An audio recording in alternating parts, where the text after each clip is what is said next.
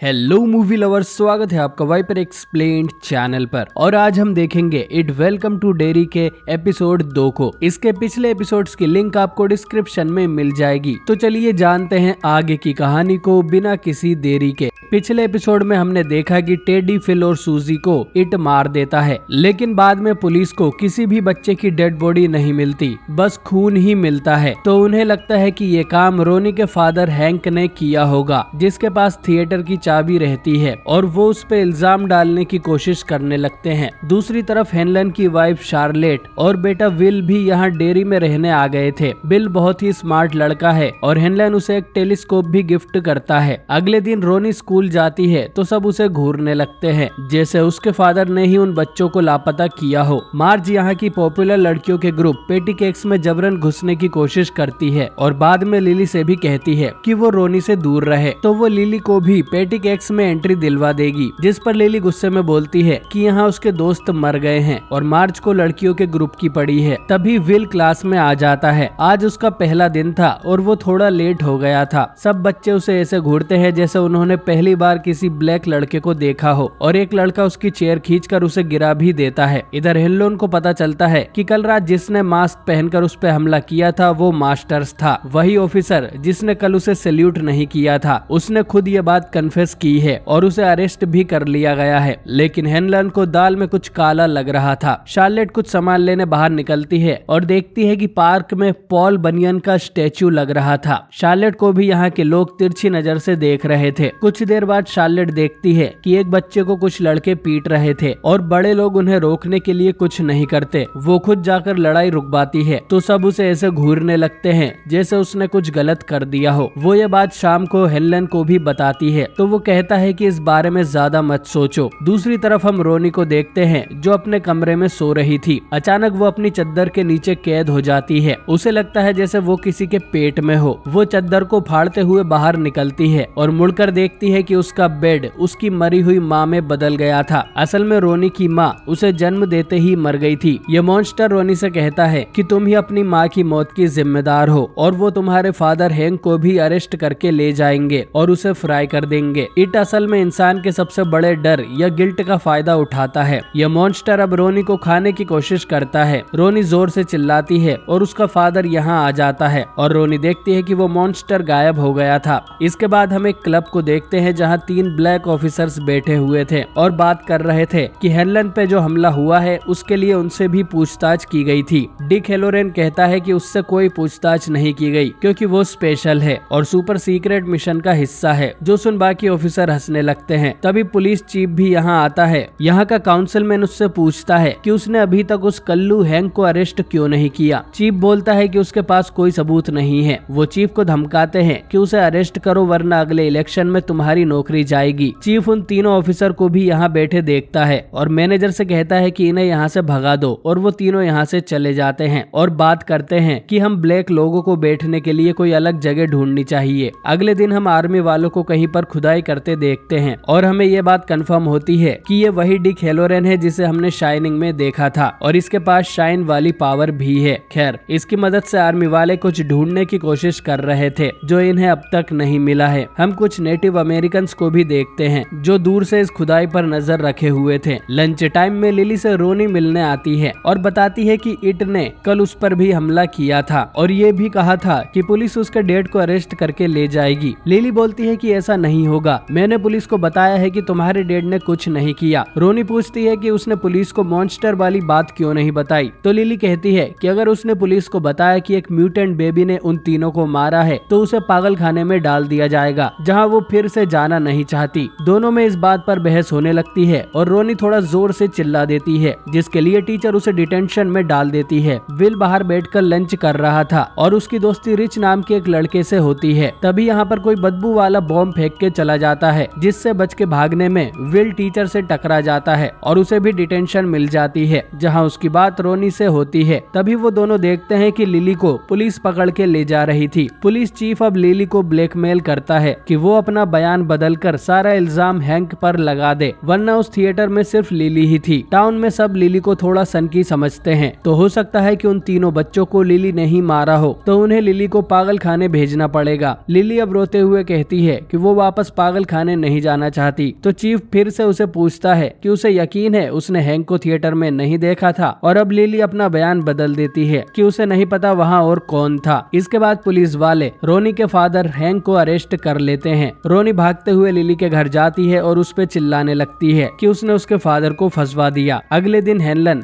Master से मिलने jail में जाता है और उसके सामने एक गन रखता है, मैक्रोब PM। इसी गन से उस पर मास्क वाले लोगों ने हमला किया था। ये गन इधर आसानी से नहीं मिलती और इसे लोड करना बहुत मुश्किल है, लेकिन मास्क वाले ने ये गन आधे सेकंड में ही लोड कर दी थी, जिससे हेनलन को यकीन है कि मास्टर वो आदमी नहीं है जिसने उस पर हमला किया था, क्योंकि मास्टर तो ढंग से M16 भी लोड नहीं कर सकता। हेनलन अब उसे थोड़ी माँ की गाली देता है, जिससे गुस्सा होकर मास्टर उस गन को उठा लेता है, पर वो उसे लोड ही नहीं कर पाता, जिससे हेनलन का शक यकीन में बदल जाता है। हेनलन ये बात जनरल शॉ को जाके बताता है कि उन्होंने गलत आदमी को जेल में डाला है, मास्टर ने उस पर अटैक नहीं किया था और वो इसकी रिपोर्ट ऊपर तक करेगा। जनरल अब हेनलन को सच बताता है कि तुम पर वो अटैक हमने ही करवाया था। वो लोग असल में उसका टेस्ट करना चाह रहे थे कि वो कितना बहादुर और निडर है, और हेनलन इस टेस्ट में पास हो गया है। बल्कि कोरिया में हेनलन के दिमाग के उस हिस्से में चोट लग गई थी जिसमें डर प्रोसेस होता है, यानी हेनलन को अब डर लगता ही नहीं है, और इन्हें ऐसे ही आदमी की तलाश थी जो बिल्कुल डरता ना हो, और वो उसे स्पेशल मिशन के बारे में बताने लगता है। दूसरी तरफ लिली एक मार्केट में शॉपिंग करने जाती है तो उसके साथ कुछ अजीब चीजें होने लगती है। लोग उसे अजीब तरह से घूर रहे थे और पागल बुला रहे थे। वो कॉर्नफ्लेक्स पर फिल, मैटी और टेडी के चेहरे भी देखती है। इसके बाद वो चारों तरफ से पिकल वाले सेक्शन से घिर जाती है और एक जार के अंदर उसे अपने फादर के बॉडी पार्ट्स भी नजर आते हैं जो उससे बात कर रहे थे। लिली उस जार को फोड़ देती है तो बाकी जार भी अपने आप ही नीचे गिर जाते हैं और उनमें से लिली के फादर के टुकड़े बाहर निकलते हैं जो लिली के पास आते हैं। वो अब जोर से चिल्लाती है और देखती है कि ऐसा कुछ नहीं था और उसने असल में भी एक पिकल का जार फोड़ दिया था। इधर हेनलन को अब स्पेशल मिशन वाले वेयरहाउस में ले जाया जाता है। जनरल बताता है कि कोल्ड वॉर के दौरान उन पर परमाणु बम से हमला होने का खतरा है और इससे बचने के लिए वो लोग एक हथियार की तलाश कर रहे हैं जो डेयरी के नीचे कई सालों पहले दफन हुआ था। यह हथियार लोगों के अंदर डर पैदा करता है, लेकिन हेनलन को तो डर ही नहीं लगता, इसलिए वो इस मिशन के लिए परफेक्ट आदमी है। इन्हें नहीं पता कि वो हथियार क्या है और कहां से आया है, बस वो बीकन्स से घिरा हुआ है। अगर इन्हें बीकन्स मिल गए तो उस हथियार की लोकेशन भी पता चल जाएगी। तभी इन्हें खबर मिलती है कि खुदाई के दौरान इन्हें कुछ मिला है। ये लोग वहां जाके देखते हैं तो इन्हें एक पुरानी कार मिली थी जिसमें कुछ लोगों के कंकाल पड़े हुए थे। दूसरी तरफ हम लिली को देखते हैं जिसे उसकी मदर जूनिपर हिल्स पागल खाने में छोड़ने आई थी।